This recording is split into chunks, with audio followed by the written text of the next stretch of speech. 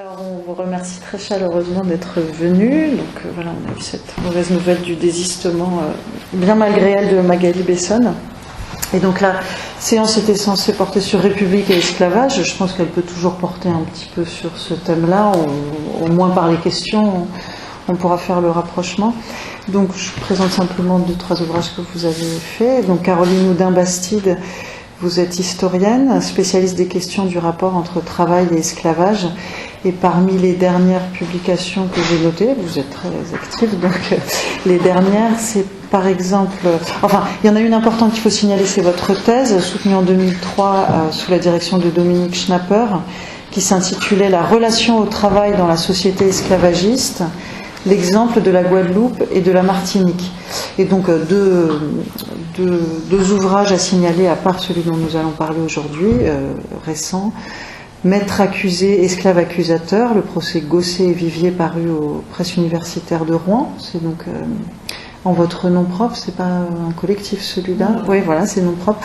Et de la même façon, c'est aussi en nom propre, L'effroi et la terreur, esclavage, poison et sorcellerie aux Antilles, paru chez La Découverte en 2013. Voilà. Il y a toute une autre série de publications, je ne vais pas les dire toutes, mais... Philippe Steiner, alors je n'ai pas noté de rattachement institutionnel. D'accord, alors historienne, voilà. Freelance, très bien. Non, parce que comme j'allais noter le vôtre, Philippe Steiner, vous êtes professeur à l'université de Paris-Sorbonne, spécialiste tout à la fois d'économie et de sociologie. Vous avez une double HDR. Donc de l'histoire de la pensée économique et, semble-t-il, de son contexte moral et social, enfin du contexte, voilà. Donc vous avez fait de multiples travaux sur Durkheim, Weber, Mauss, Signan, récemment sur le don d'organes et sur les échanges moralement sensibles. Il y a un collectif récent que vous avez copublié sur les échanges moralement sensibles qui s'intitule « Marché contesté ». Et donc vous avez tous les deux un livre récent en commun qui a fait que nous vous avons invité pour cette séance, qui s'intitule « Calcul et morale, coût de l'esclavage et valeur de l'émancipation, 18e, 19e siècle », qui a été publié il y a 1 an chez Albin Michel en 2015. Donc nous vous écoutons sur l'intervention dont vous nous aviez donné le titre « Les économistes républicains et l'abolition de l'esclavage ». Je ne sais pas si c'est toujours le même. Donc, nous vous écoutons, merci encore de votre présence.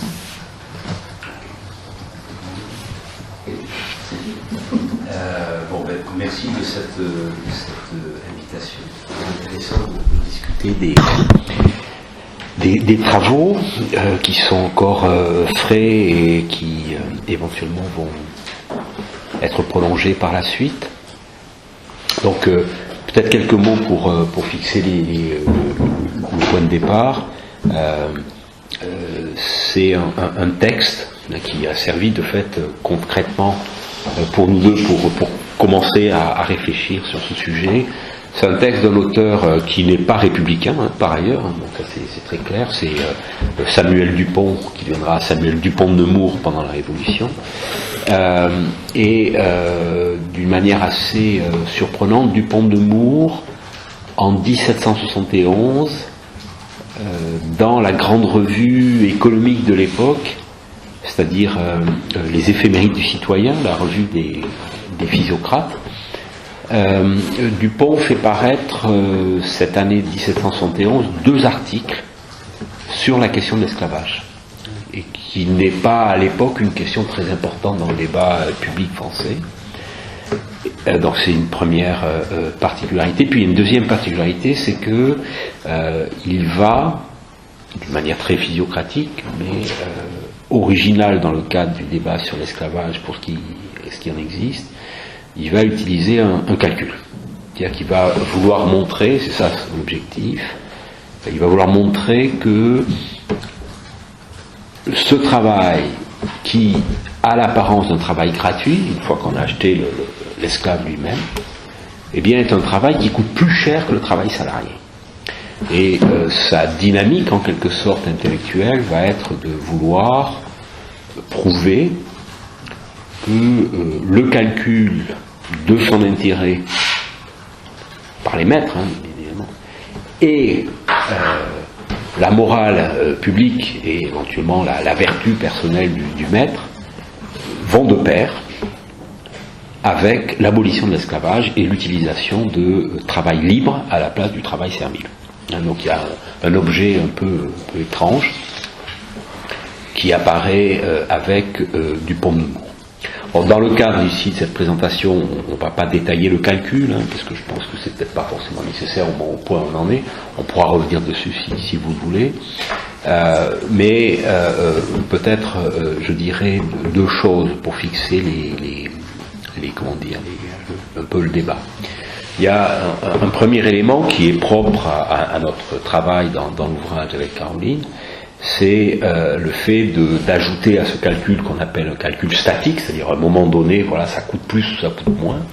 On considère qu'il y a une deuxième dimension du calcul, qu'on appelle le calcul dynamique, au sens où non seulement on peut attendre un bénéfice du fait de passer du travail libre, enfin du travail servile au travail libre à un moment donné, mais on a des gains qui vont venir à la suite, dans la mesure où, mus par l'aiguillon de l'intérêt personnel, les anciens esclaves devenus libres vont travailler plus, donc la productivité du travail va être accrue. Donc là, il y a une dimension vers le futur qui est directement adossée à son calcul qui initialement est statique.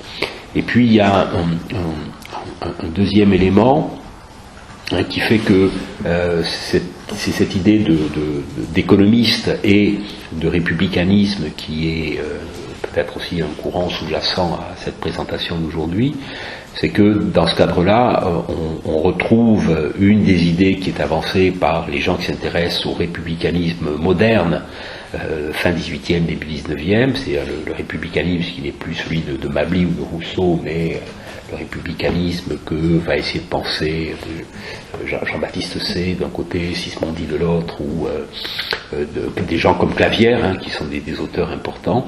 C'est l'idée de vouloir faire se rencontrer le domaine du classique de la vertu républicaine et la montée en force du commerce.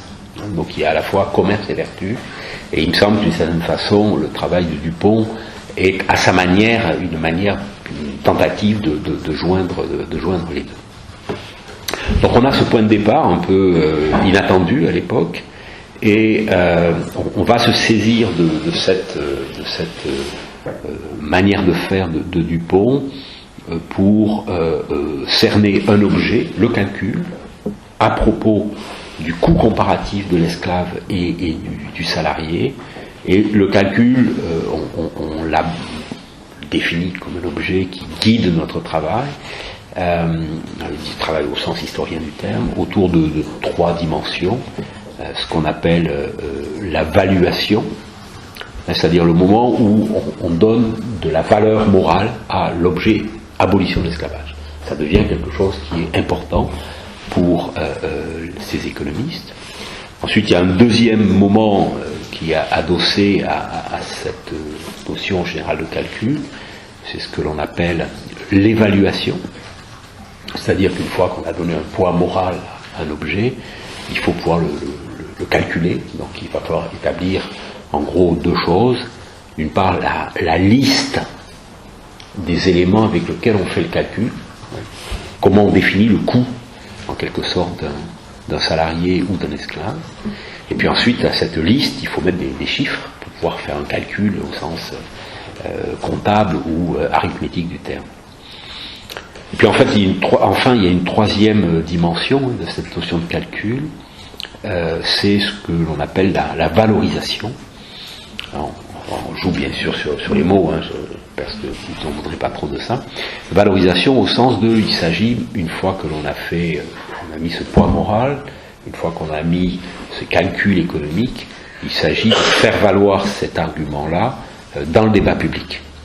Dupont, il n'écrit pas un texte qu'il communique à ses amis, il le fait par ailleurs, mais il le publie dans une revue. Ça rentre dans l'espace public au sens presque habermasien du terme.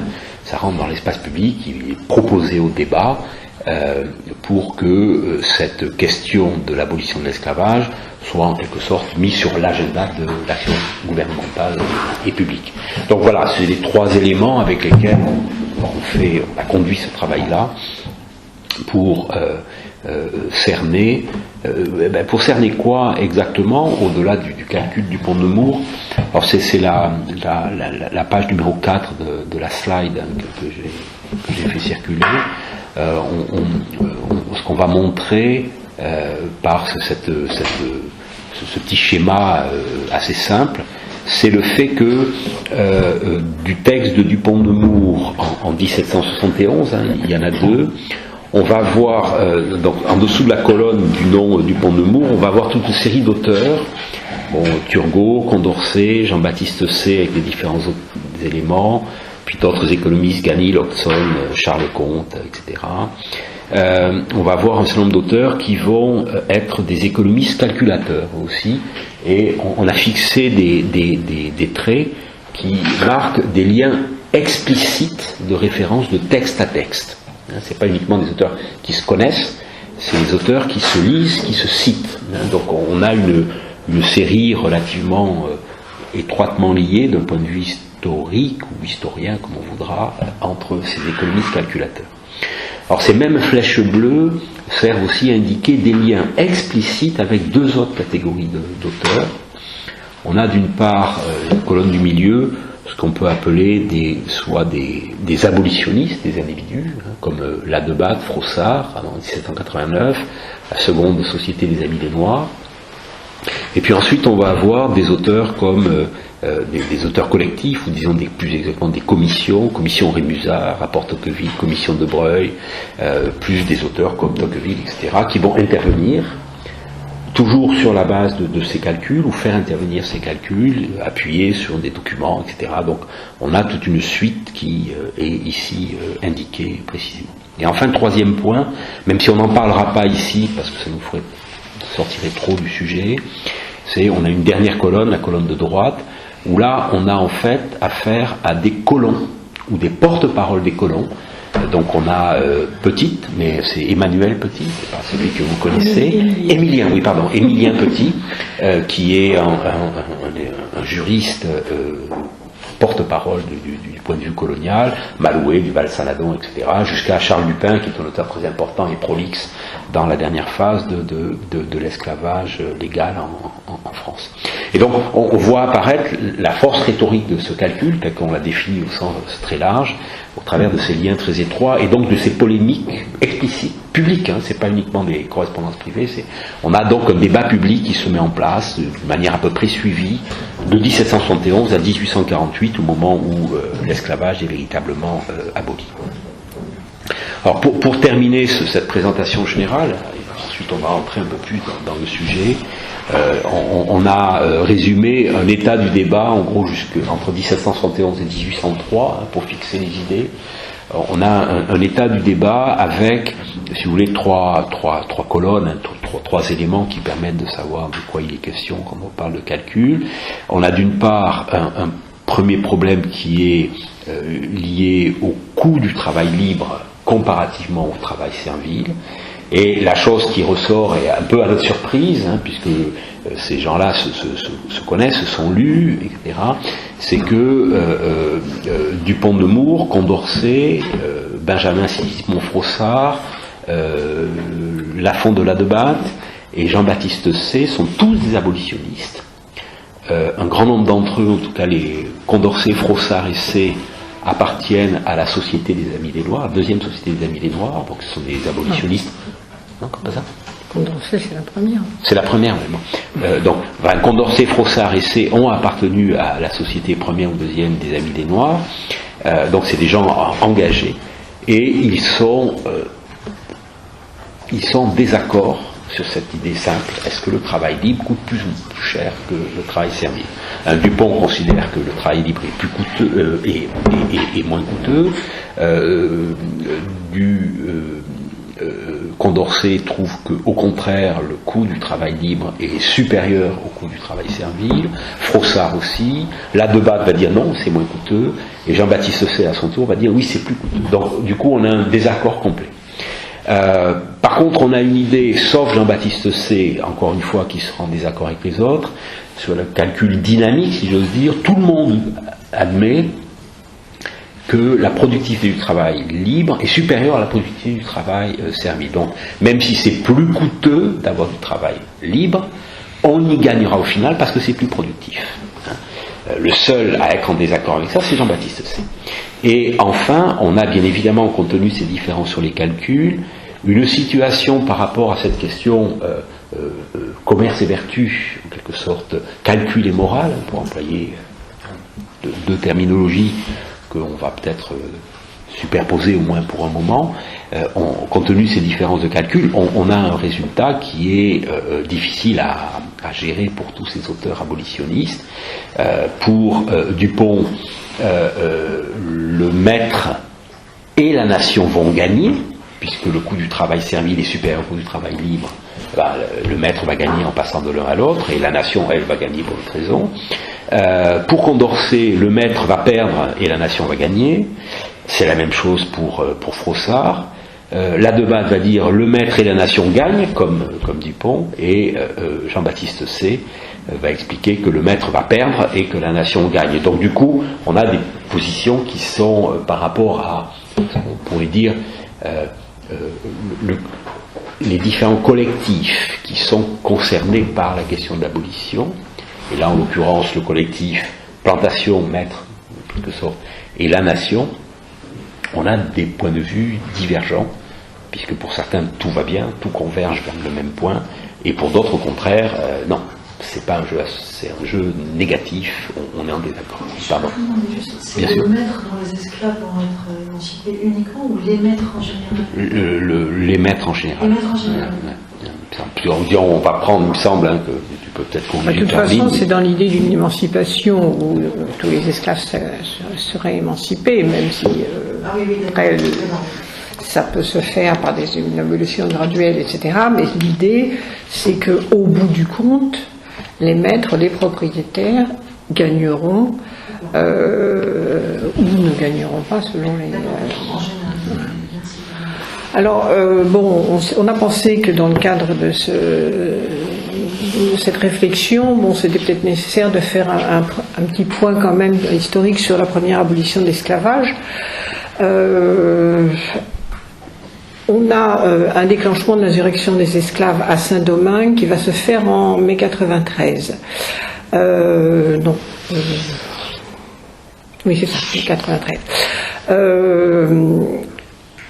En février 93, par ailleurs, il y a eu le début de la guerre franco-anglaise et qui va durer en fait avec des arrêts jusqu'en 1814. Enfin, les Anglais vont occuper une grande partie des zones côtières de Saint-Domingue. Donc, la France se trouve face à un double problème. Un problème d'insurrection et un problème aussi international où les empires coloniaux qui sont effectivement en concurrence. Et donc il s'agit effectivement de garder Saint-Domingue dans une situation à la fois, donc je le répète, d'insurrection et de concurrence internationale, enfin de guerre avec les Anglais.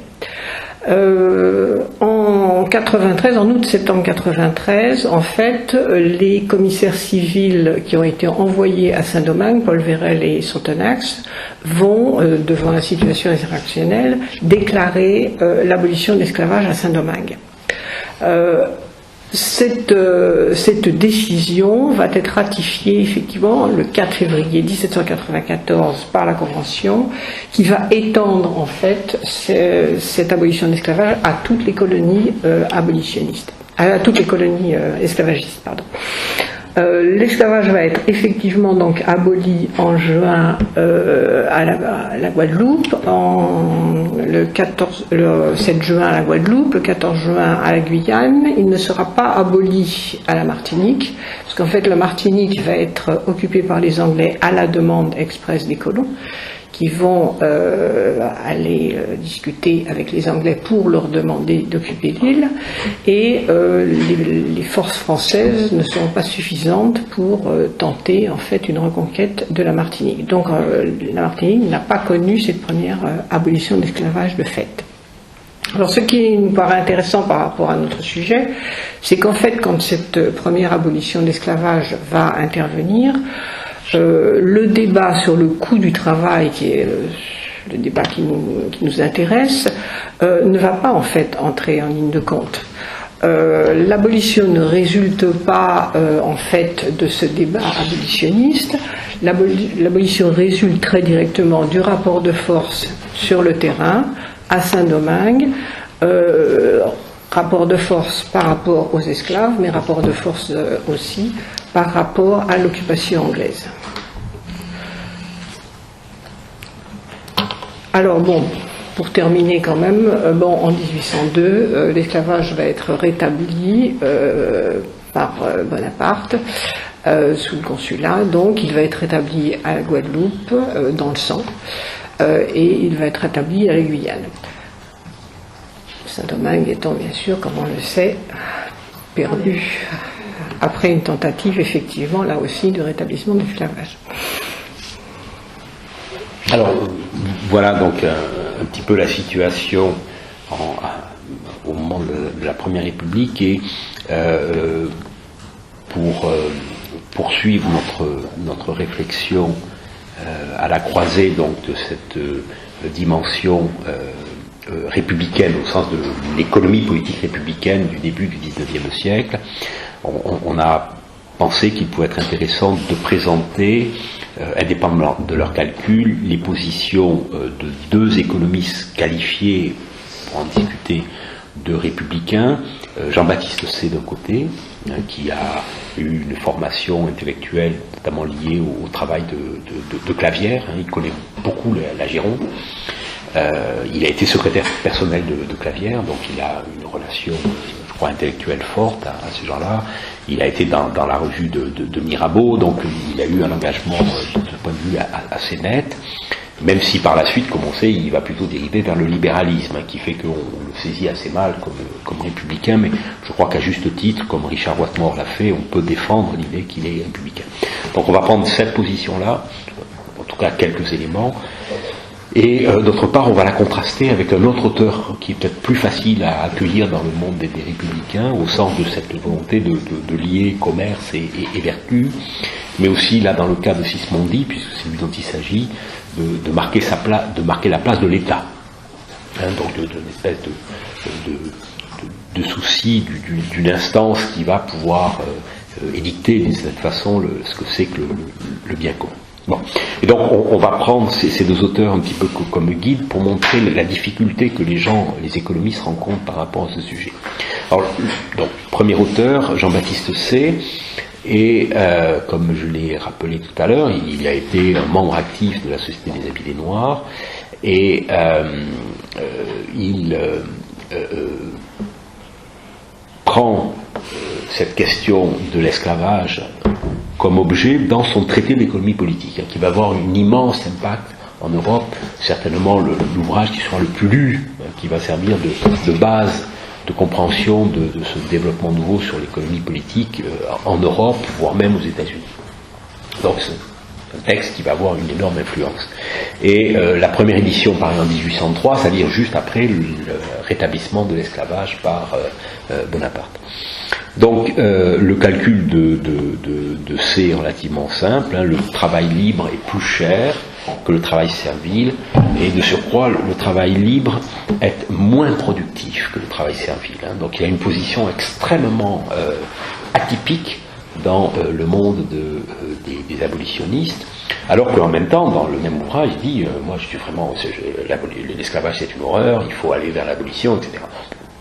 Il n'en dit pas plus, mais il y a cette prise de position assez étrange. Alors la question qui se pose, ça va être bien évidemment de comment expliquer une telle situation. il y a même d'ailleurs un auteur anglais qui va lui répondre explicitement, une petite brochure un abolitionniste anglais, Hodgson, va écrire. Il y aura même une deuxième édition de cette brochure qui dit mais comment vous, un homme aussi libéral, aussi éclairé, comment vous pouvez adopter une telle position? Donc on lui pose la question explicitement. Et puis un deuxième qui va lui poser la question, c'est peut-être même encore plus sensible sans doute pour Jean-Baptiste Say, c'est son gendre, Charles Comte, un auteur très important, un porteur du libéralisme au sens moderne du terme, Charles Comte, qui va qualifier l'approche de son beau-père, et grand économiste Jean-Baptiste Say, il va la qualifier de point de vue du maître. Je fais quand même. Il ne parle pas du texte de Say. Quand il parle de Smith et de ses successeurs. Il parle de Smith et ses successeurs. Le principal successeur de Smith, c'est. Oui, non, mais c'est quand même. Mais je pense qu'ils ont eu droit peut-être à une discussion. La position de Smith et de Say ne sont pas non plus tout à fait les mêmes. Donc. Mais l'un comme l'autre adopte le point de vue du maître, c'est-à-dire que on regarde l'affaire du point de vue de celui qui dirige et on lui demande en gros de changer son point de vue. Et c'est, je crois, cette remarque de la part de Charles Comte est, je crois, intéressante puisque quand on lit le texte de Say, on voit apparaître, si on a ce regard-là, on voit apparaître l'idée que, et Say le dit à peu près explicitement, que le maître sait à peu près ce qu'il fait. C'est des gens qui savent suivre leur intérêt, ils savent à peu près ce qu'ils font, les maîtres savent ce qu'ils font, et donc ils dosent des coups de fouet au mieux. C'est-à-dire on va fouetter ce qu'il faut pour avoir le travail, mais pas trop pour pas abîmer l'esclave. Et donc, si ce terme-là n'existe pas chez Jean-Baptiste Say, l'idée est bien présente, on va dire, d'une optimisation du degré de violence infligé aux esclaves. Et cette thèse-là est une thèse relativement importante parce que c'est celle qu'on va retrouver comme étant une thèse centrale de l'ouvrage de Stanley Engerman dans les années 1960 aux États-Unis, dans leur ouvrage qui a fait un énorme impact aux États-Unis, qui s'appelle Time and the Cross, The Economics of American Negro Slavery. Et dans cet ouvrage, effectivement, une de leurs thèses, c'est de dire les esclaves travaillent très bien, ils sont très productifs, plus productifs que le travail libre, et les maîtres savent, alors là c'est explicite, optimiser l'usage du fouet et de l'incitation monétaire. Donc on a exactement cette thèse-là qui est déjà présentée. Et donc c'est une thèse qui est effectivement un peu compliquée à gérer d'un point de vue, si j'ose dire, de cette approche républicaine qui est adossée à celle de Jean-Baptiste Say et qui fait tâche en quelque sorte, qui fait problème au milieu des économistes qui sont intéressés par cette question. Dernière remarque, et j'en terminerai là-dessus, aucun colon ne reprendra à son compte cet argument que Say leur offre, en quelque sorte. Mais aucun des colons. Oui, non, mais c'est l'argument qu'ils développent eux. Par ailleurs, ils le développent quand on les accuse de cruauté, etc. Ils disent toujours, mais non, c'est complètement absurde, puisque notre intérêt nous oblige, en fait, à ménager nos esclaves. Et donc, sous-entendu, effectivement, à utiliser la violence, certes, mais à l'utiliser dans des limites qui font qu'ils restent productifs. Donc effectivement, les colons, c'est assez curieux, parce que étant donné que c'est vraiment l'argument des colons, par ailleurs, ne reprennent jamais Say, qu'ils auraient pu reprendre. Mais Say, il fait servir à quoi cet argument? Ça lui sert à rien s'il est abolitionniste. C'est pour ça que tous les autres abolitionnistes bondissent en disant mais ce que vous dites, vous qui êtes abolitionniste, comment vous pouvez dire cela? Ça correspond. Alors bon, Say va à la fin mettre une espèce d'eau dans son vin assez bizarre, en disant que finalement l'esclavage ne semble plus tellement rentable parce que les maîtres n'en font plus. Voilà. Mais il ne revient jamais totalement sur sa position malgré la pression de ses amis abolitionnistes. On pourra revenir après sur la question, à mon avis, centrale, comment ça peut être interprété par rapport à son idée de vertu et de bonne manière. Mais là, pour l'instant, on a cette position qu'il défend en tant qu'économiste contre sa position politique, en quelque sorte. Donc, Sismondi, lui, va être très différent dans son approche. Alors Sismondi, il s'inscrit dans une réflexion qui va se développer chez les abolitionnistes. C'est une interrogation sur le statut en fait qu'il faut donner à l'affranchi pour que l'intérêt de l'affranchi le conduise à continuer en fait les cultures de produits d'exportation. Parce qu'en fait, la grande angoisse, enfin le grand argument des colons, c'est de dire mais si on libère les esclaves, les nègres étant paresseux par nature, etc., vont arrêter toutes les cultures d'exportation. Et c'est la fin des colonies. Et les abolitionnistes ne sont pas indifférents à ce problème-là, le moins qu'on puisse dire, et donc vont réfléchir là-dessus. Et vont se dire, bon, disent effectivement pour la plupart, sauf celles justement, la productivité du travailleur libre va être meilleure que la productivité de l'esclave, mais pour que cela advienne, il faut que l'on donne aussi à ces affranchis un statut qui fasse effectivement que son intérêt soit stimulé. Donc c'est à cette question que va tenter de répondre Sismondi avec une proposition de mise en métayage. Alors il va développer ces propositions d'abord en 1833 dans un article qui s'appelle « De la condition dans laquelle il faut placer les nègres en les affranchissant ». Alors il part de l'idée effectivement que l'esclavage est plus coûteux effectivement que le travail libre, donc la même position qu'avait développée déjà depuis longtemps donc Dupont de Nemours, et il en conclut que les propriétaires ne doivent avoir droit à aucune indemnité, puisque au contraire cela va dans le sens de l'abolition, va dans le sens de leur intérêt.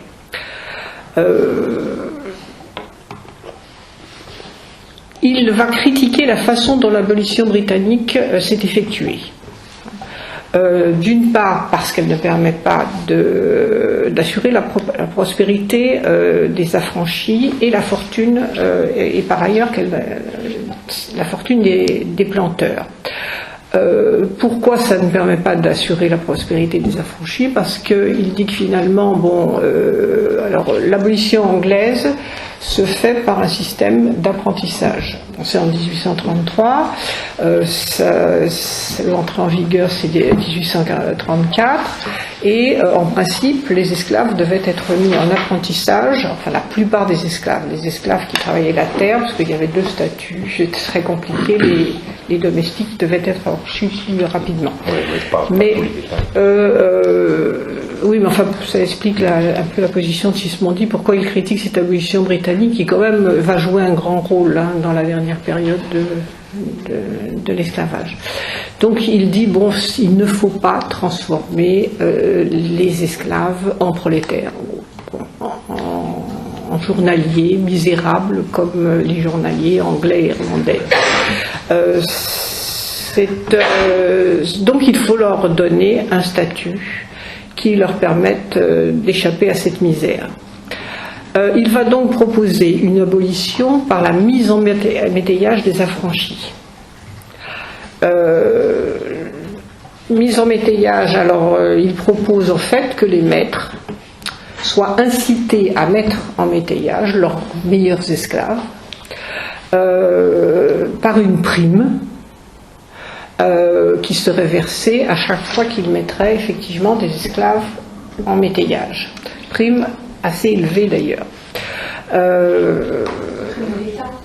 Versée par l'État, effectivement. Donc, il ne propose pas d'indemnité, mais c'est un peu ambigu, parce qu'en même temps, d'un autre côté, il propose justement ces primes qui seraient, effectivement, qui correspondraient largement à un rachat des esclaves, en fait. Cette prime devrait diminuer au fil du temps.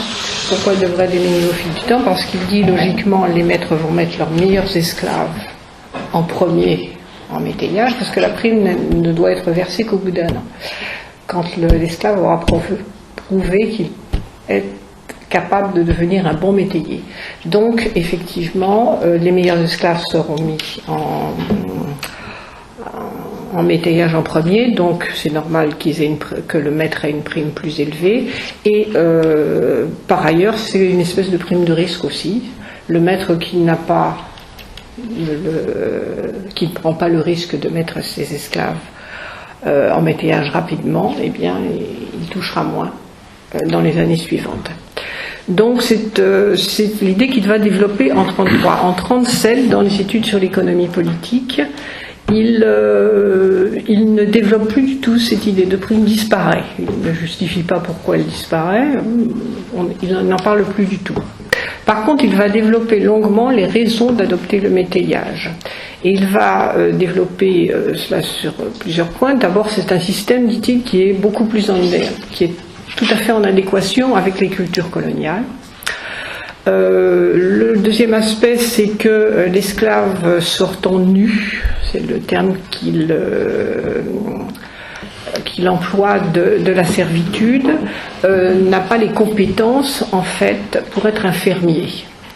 Donc le métayage va lui permettre à la fois de bénéficier des compétences et des capitaux que le propriétaire va apporter. Quels vont être les effets du métayage? L'augmentation de la productivité, une subsistance beaucoup mieux assurée, donc, et qui doit permettre, alors ça c'est très intéressant par rapport à Sismondi, c'est qu'il dit que ça devrait permettre une diversification des cultures et même, pourquoi pas, un abandon de certaines cultures. Ce qui est une idée que très peu d'abolitionnistes envisageront. Parce qu'il dit finalement la colonie sera comme n'importe quel département français, elle pourra choisir ce qui lui est le plus profitable. Enfin, l'aisance des cultivateurs va entraîner une croissance démographique et donc ça va permettre le défrichage de nouvelles terres et par conséquent effectivement l'augmentation de la production coloniale.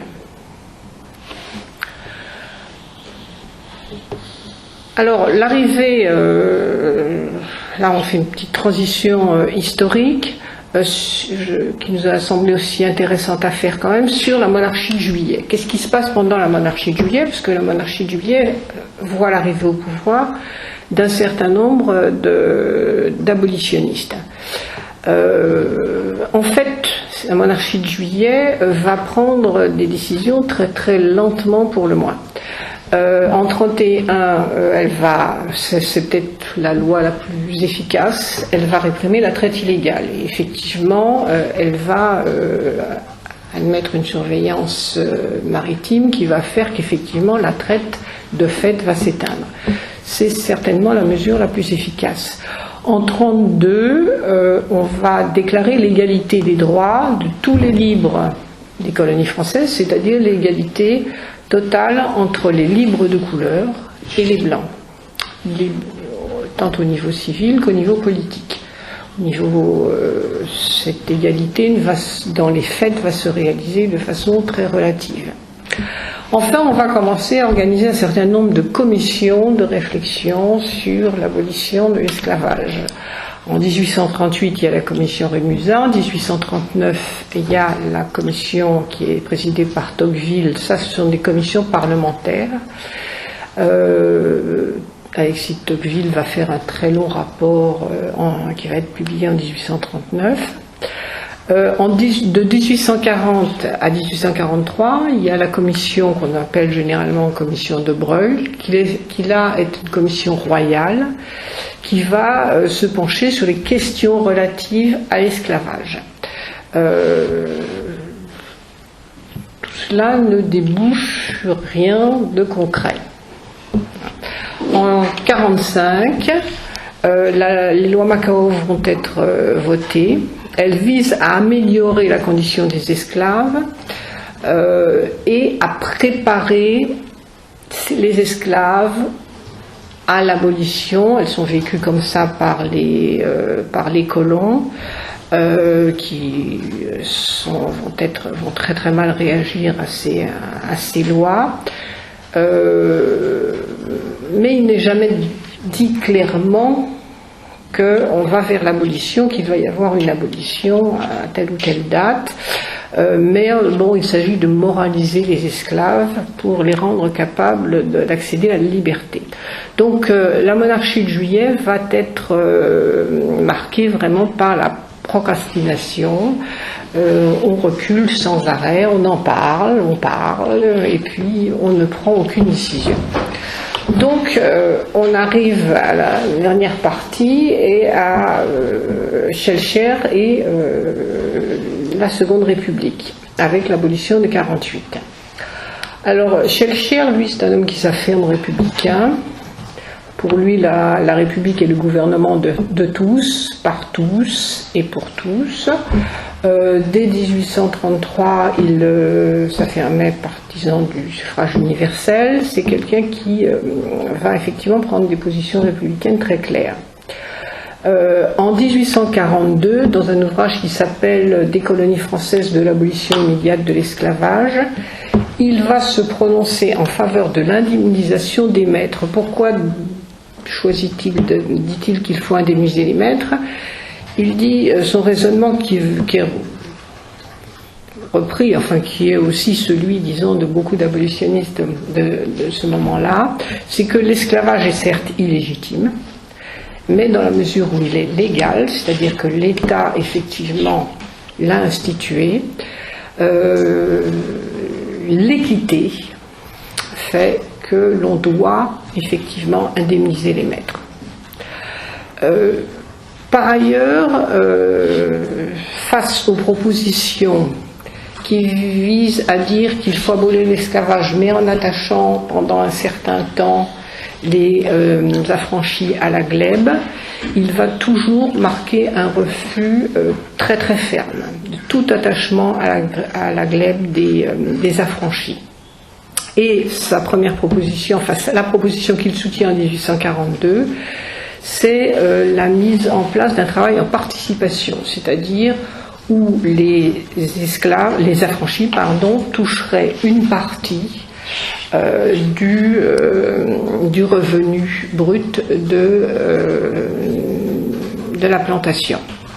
Ce qui serait un moyen pour lui à la fois d'associer l'intérêt du propriétaire et des affranchis, et par ailleurs de stimuler évidemment l'intérêt des travailleurs, puisque plus la plantation aurait un revenu important, plus leur revenu à eux augmenterait. En 1843, dans le journal des économistes, après le tremblement de terre de la Guadeloupe, qui a détruit une grande partie des infrastructures sucrières, il va se prononcer pour la séparation de l'activité manufacturière et de la culture de la canne, avec l'idée qu'il faut mettre en place, et là bon, il n'est pas le seul, hein, ça va être tout un mouvement, de grandes usines centrales qui vont être alimentées, il a dit, en petit, par les affranchis qui travailleraient sur des parcelles qui résulteraient du démembrement des grandes propriétés. Il voit ça, il voit un peu ça comme un pis-aller. Il dit oui, je suis conscient que démanteler les grandes propriétés peut avoir des effets économiques, de mauvais effets économiques. Mais on peut souhaiter que, à terme, ces travailleurs vont s'associeront avec les plus grands propriétaires et qu'il y aura un système d'association. Il revient quand même toujours à l'idée qu'il faudrait quand même une association, mais il le propose en 1943. Alors au moment où la révolution éclate en France, Schœlcher était au Sénégal, il était où il était parti pour étudier l'esclavage au Sénégal. Il revient très vite à Paris, il est nommé sous-secrétaire d'État chargé spécialement des colonies par le ministre François Arago, qui est ministre de la guerre, de la marine, des colonies, et il va tout de suite, on a des rapports un peu qui sont faits sur cela. Il semble que François Arago n'était pas du tout pressé d'abolir l'esclavage, voulait attendre effectivement dans la mesure où il avait très peur que l'abolition de l'esclavage déclenche des violences dans les colonies. Et Schellcher va lui dire c'est le contraire, il faut abolir tout de suite parce que sinon il va y avoir des violences dans les colonies. Il avait tout à fait raison d'ailleurs, parce que la meilleure preuve c'est que il y a eu une insurrection à la Martinique parce que effectivement au mois de mai 1848, avant l'arrivée du décret d'abolition qui avait été signé le 27 avril 1848. Donc en fait, l'esclavage va être aboli à la Martinique et à la Guadeloupe avant que le décret arrive, parce que justement il y a eu cette insurrection à la Martinique, les esclaves étant très impatients, ayant appris la proclamation de la République, attendant de la proclamation de la République, attendent effectivement immédiatement l'abolition immédiate. Alors, la commission qui va être instituée donc pour l'abolition de l'esclavage, ce n'est plus un moment où on discute si on va abolir l'esclavage, c'est une commission d'abolition de l'esclavage. C'est-à-dire, elle part, elle fait le décret, on abolit l'esclavage. Et ensuite, une série de décrets pour savoir comment, par ailleurs, on va appliquer ce décret. Mais il n'est plus question de discuter, est-ce que c'est l'intérêt des maîtres, est-ce que c'est bien, est-ce qu'il faut le faire. Bon, contrairement à l'attitude justement de la monarchie de Juillet, il est certain d'ailleurs que Schellcher a joué un rôle là quand même, je pense, important pour dire on abolit tout de suite. Donc cette commission va se prononcer fermement pour la liberté du travail, c'est-à-dire que Schellcher, la commission présidée par Schellcher, refuse justement tout plan qui obligerait de choisir un statut, que ça soit le métayage, que ça soit l'association. Ce que la commission dit, c'est que plusieurs modes d'organisation vont se faire concurrence. Alors elle parle de travail à la tâche ou à la journée, d'association libre ou de colonnage partiel, c'est-à-dire de métayage.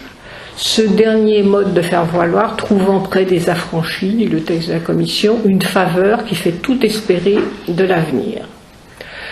Donc, pour conclure, l'abolition de l'esclavage de 48 se présente là aussi comme celle de 94, comme un acte qui est politique. La commission ne se penche pas sur les coûts comparatifs du travail servile et du travail libre, mais en 49, la loi du 30 avril va fixer le montant de l'indemnité. C'est le crédit qui seul rendra aux colonies la vie, l'activité, le mouvement dont elles ont besoin, affirme le ministre des Finances Passy. Et en fait, on se rend compte que ce qui prédomine à ce moment-là, c'est l'idée que le travail libre est de fait plus cher que le travail servile et que l'indemnité doit servir notamment à permettre de payer ce surcoût, permettre aux colons de payer ce surcoût, d'autant plus que on est dans une situation effectivement où les colons sont extrêmement endettés et n'ont pas de capitaux disponibles pour faire face à l'abolition. Alors en conclusion générale, on peut donner deux éléments. On a parlé tout à l'heure d'une dimension statique du calcul, mais aussi d'une dimension dynamique à travers l'introduction de la notion de productivité qui va augmenter lorsque le travailleur, l'esclave sera libéré. Alors la question qui est posée dans tout ce débat, c'est finalement est-ce que l'esclave va être capable d'agir comme un homme libre, rationnel, désireux d'améliorer sa condition. Donc effectivement, est-ce qu'il va finalement augmenter sa productivité? Et donc, finalement, la question qui est liée à ça, c'est est-ce qu'il est possible de transformer les esclaves en hommes économiques rationnels, mais ce qui signifie aussi en même temps, est-ce qu'il est possible de le transformer en un individu moral capable de calculer rationnellement son intérêt économique. Effectivement, l'idée d'intérêt et de morale les deux idées sont intimement liées. Parce que dans l'idée des abolitionnistes, effectivement, et notamment de Schœlcher, c'est en devenant effectivement un homme économique que l'esclave va accéder aussi à la civilisation. Et donc, effectivement, la morale et le calcul économique, là aussi, vont se retrouver. Voilà. Voilà, on s'arrête là pour...